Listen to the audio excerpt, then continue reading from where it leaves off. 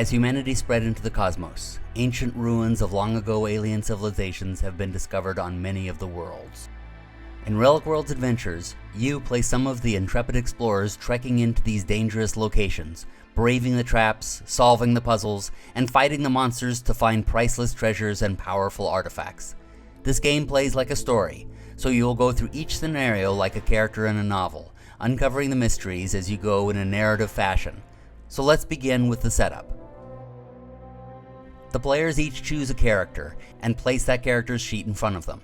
Each player then takes the card matching their character's starting weapons and starting equipment. They then take color-coded dice which match the character's trait at the bottom of their character card. So if a character's stamina is 8, that player takes 8 red dice, or whatever color the player has chosen for stamina. And so on. Shuffle the motivations deck and give one to each player face down. Shuffle all entry cards you have and place them within reach of all players.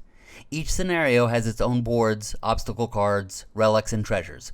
Build the board on the table as per the instructions for the scenario, and shuffle all decks and place them near the board.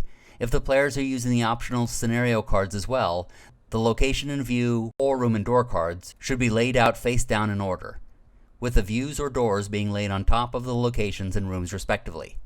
Also, the event deck is built, placing the final card at the bottom. Then shuffle the Part 2 cards and place them on top of the Part 3 cards, and finally, shuffle the Part 1 cards and place them on top of the Part 2 cards. Last but not least, place the characters onto the first space of the scenario and turn over that card, or read it in the scenario book. And now you're all set up to play. The first phase of each turn belongs to the players. Each player can have his or her character take 2 actions. These actions are listed on the cheat sheet. A character can look into a new area or open a door.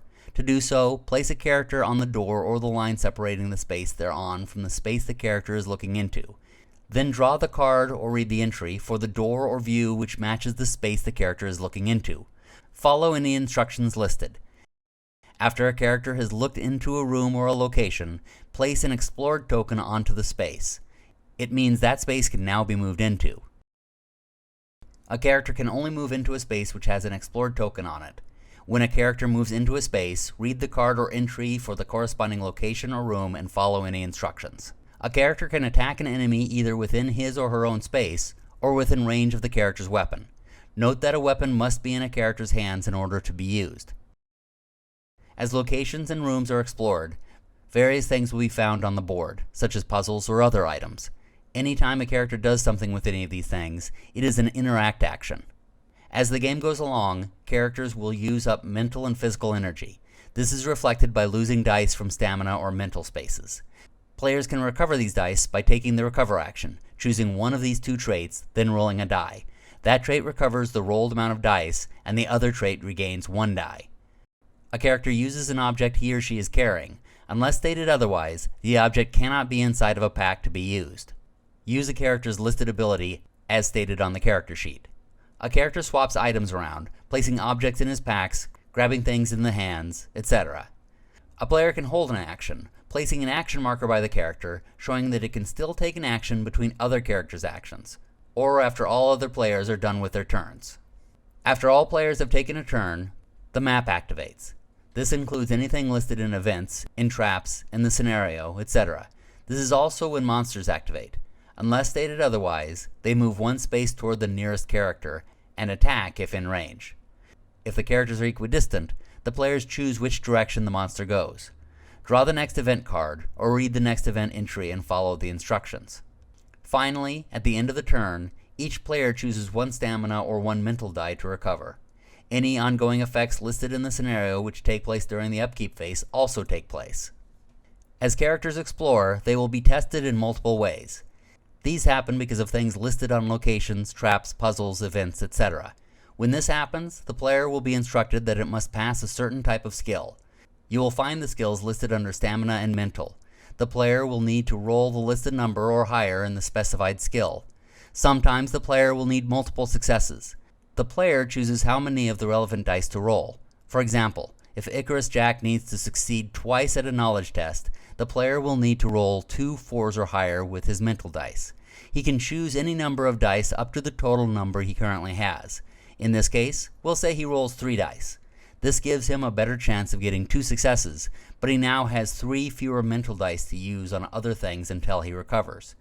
Other characters in the same space can provide dice to the roll, but they are all rolled by the player taking the test, and the number needed remains that of the character rolling. If the test lists a key word which the character has, the player can re-roll any number of dice 1 time. If the roll is still a failure, the player can use either insight tokens or re-roll an equal number of dice or luck dice. The player can only roll the number of luck dice equal to the number of dice initially rolled. If the roll is still not successful, the player can spend a clue token to automatically succeed. If a character ultimately fails a test, it gets whatever result is listed, but the character also gets an insight token. Whenever a character makes an attack, the player chooses whether to use 1 or 2 weapons in the character's hands, or the character's hands themselves. If 2 weapons are used, the difficulty goes up by 1, such as a 5+ to a 6+, and so on. Regardless of what is being used, the player removes 1 stamina die to make the attack. Then, if the character is attacking with just hands, you roll 1 stamina die, trying to get the character's melee rating for a success. If the character is using a weapon, follow the instructions on the weapon. The player rolls those to try to get a hit. Any melee attack must reach the melee rating, and any ranged attack must reach the ranged rating. Like testing skills, luck dice and clues can be used. Unlike testing skills, other players cannot lend help, and insight cannot be used. When a hit is scored, the damage is a d6 plus the damage rating of the weapon. When a monster, or any other type of antagonist, attacks a character, a single die is rolled, needing the listed number to hit, unless stated otherwise. The damage done is listed on the monster or antagonist's card, along with any special abilities, and the amount of hit points which are needed to kill the monster or antagonist. When a character is hit, the player takes a number of health dice equal to the amount of damage taken. The dice are taken from the top left, then the bottom left, as shown in this example. The player then rolls all these dice. Each 6 which is rolled allows the player to place that die back on the health track. All others are discarded. The number needed can go down with armor or special equipment or abilities.